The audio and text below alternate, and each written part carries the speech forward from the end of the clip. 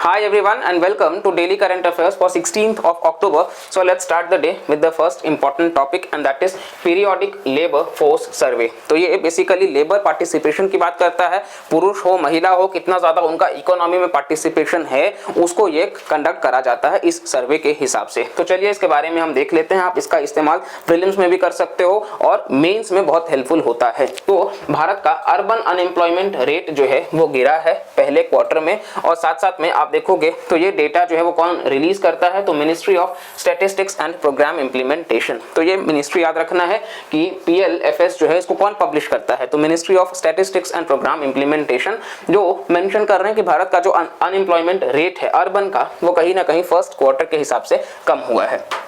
अब आप देखोगे तो ये अर्बन एरियाज में दर्शाता है कि पार्टिसिपेशन जो है वो बढ़ा है, ठीक है, और इसी के साथ साथ में मतलब 15 वर्ष से ऊपर के जो हैं लोग वो एंगेज हुए हैं और ये दिखाता है कि किस प्रकार से मेल का जो है परसेंटेज वो बढ़ा है और फीमेल का भी धीरे धीरे इंक्रीज हो रहा है, जो कि एक अच्छी बात है लेबर फोर्स पार्टिसिपेशन रेट में।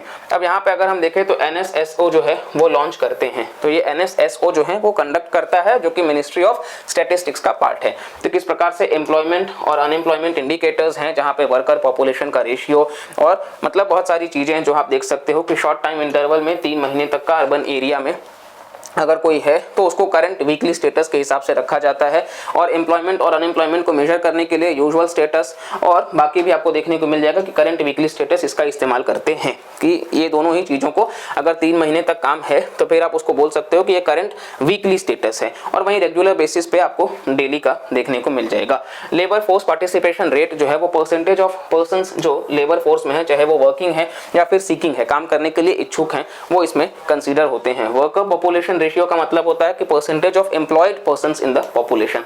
तो ये देखिए इसमें एम्प्लॉयड पर्संस की बात नहीं करी गई है, इसमें जो लोग काम कर रहे हैं और जो इच्छुक हैं काम करने के लेकिन अभी उनको काम मिला नहीं है, तो ये उसमें दोनों ही इसमें आ जाते हैं। चलिए नेक्स्ट हम बात कर लेते हैं अनएम्प्लॉयमेंट रेट का। तो ये बताता है कि कितने परसेंटेज ऑफ लोग जो हैं वो अनएम्प्लॉयड हैं, ठीक है, इस लेबर फोर्स में से। और वहीं आप देखो कि करंट वीकली स्टेटस का, तो ये दर्शाता है 7 दिन के हिसाब से, पिछले 7 दिन में उसका क्या रहा है, तो ये करंट वीकली स्टेटस होता है।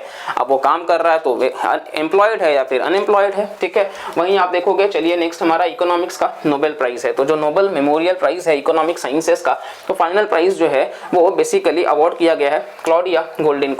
क्यों? क्योंकि उनका एडवांस्ड अंडरस्टैंडिंग है विमेंस लेबर मार्केट आउटकम्स का।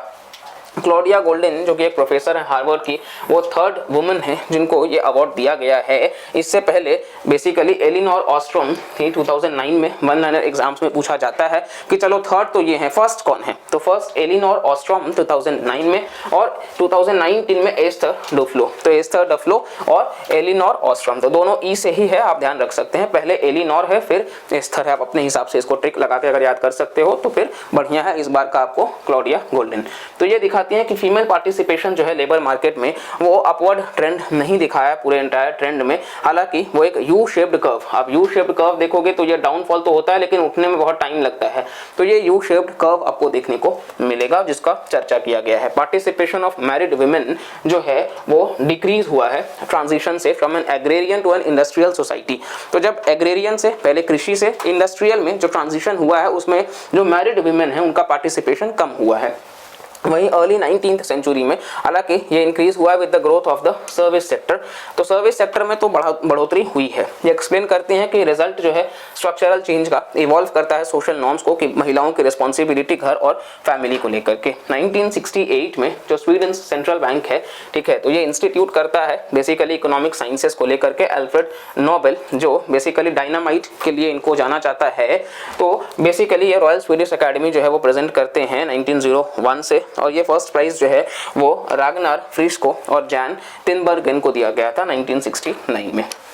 नेक्स्ट है मुश्क बुड्जी। तो जो कल्टीवेशन एरिया है इंडिजिनस एरोमेटिक राइस वैरायटी का मुश्क बुड्जी कश्मीर वाले रीजन में, उसको बढ़ाया जाने की बात करी गई। डायरेक्ट सवाल हो सकता है मुश्क बुड्जी वाज इन न्यूज़, क्या है ये, तो आपको पता होना चाहिए कल्टीवेशन एरिया है राइस का कश्मीर वाले रीजन में। तो ये मेनली उगाया जाता है सगम, पंजगम और सोअफ साली वाले रीजन में, ये बुदगाम में है। और ये जो वेराइटी है ये खत्म होने के कगार पे है, क्योंकि डिजीजेस ससेप्टिबिलिटी बहुत ज़्यादा है और यील्ड जो है वो बहुत कम है। तो जब बीमारी बहुत ज़्यादा होगा ही नहीं तो फिर किसान उगाएंगे ही क्यों।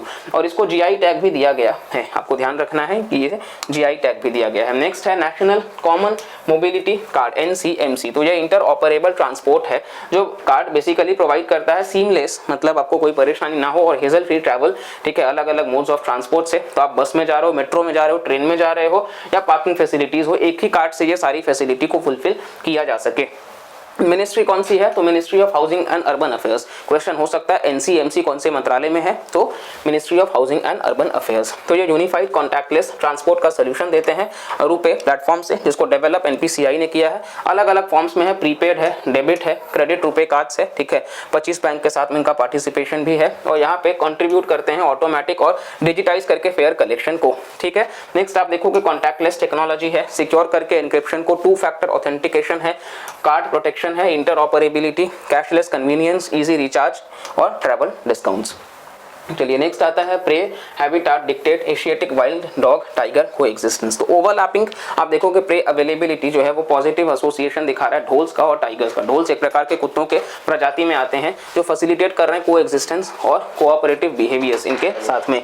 अब आप देखोगे तो ये एक्सेस करते हैं जो भी इंडेक्स है, ठीक है, किस प्रकार से कोएग्जिस्ट कर सकते हैं मानस नेशनल पार्क में आसाम के, और यहाँ पे ढोल्स जो है वो और इसके लोकेलिटी को बताया गया है। नेक्स्ट आप देखोगे तो ढोल जो है एशियाटिक वाइल्ड डॉग, तो ये ओनली एंडेंजर्ड वाइल्ड पैक है जो लिविंग है canned in the tropical Indian forests, और इसको हाई रिस्क ऑफ एक्सटिंक्शन पे भी रखा गया है। फैक्टर्स है हैबिटाट लॉस या इसका प्रे अवेलेबिलिटी कम हो रहा है, परसिक्यूशन इनका ज्यादा है डिजीज के वजह से, तो ये सारे कारण हैं। ढोल एक मेंबर है, ठीक है, डॉग का, कैनिड फैमिली का, जिसमें वुल्व्स भी आते हैं, फॉक्सेस भी आते हैं, जैकाल्स और डोमेस्टिक डॉग्स। ज्योग्राफिकल स्प्रेड आप देखोगे तो ये रशिया से लेकर के सेंट्रल एशिया, साउथ एशिया और साउथ ईस्ट एशिया में है। भारत में ईस्टर्न और western Ghats, central Indian landscape और नॉर्थ ईस्ट इंडिया। IUCN में आप देखोगे तो एंडेंजर्ड है, याद रखिएगा, और साइट्स के अपेंडिक्स 2 में है और वाइल्ड लाइफ प्रोटेक्शन एक्ट के शेड्यूल 2 में है। तो यहाँ अपेंडिक्स 2 और शेड्यूल 2 और वहाँ एंडेंजर्ड, ठीक है। तो ये हमारा बेसिकली करंट अफेयर्स से था। आई होप आपको वीडियो इंटरेस्टिंग और इन्फॉर्मेटिव लगा होगा। अगर आपको वैल्यू मिलता है तो प्लीज़ लाइक करिएगा, वीडियो को आपको पसंद आए तो बाकी लोगों तक शेयर करिएगा, ताकि एग्जाम्स आ रहे हैं तो हम करंट और स्टैटिक को मर्ज करके जिस प्रकार से कवर करते हैं और क्या क्वेश्चन हो सकता है किस टॉपिक से, ये भी हम कोशिश करते हैं आपको बताने का। तो अगर इस एफर्ट से आपको हेल्प मिलता है तो प्लीज़ वीडियो को सब्सक्राइब कर लीजिएगा, चैनल को मतलब, और वीडियो को भी लाइक करके रखिएगा। और फिर मिलते हैं अगले वीडियो में, तब तक के लिए bye bye, take care and जय हिंद।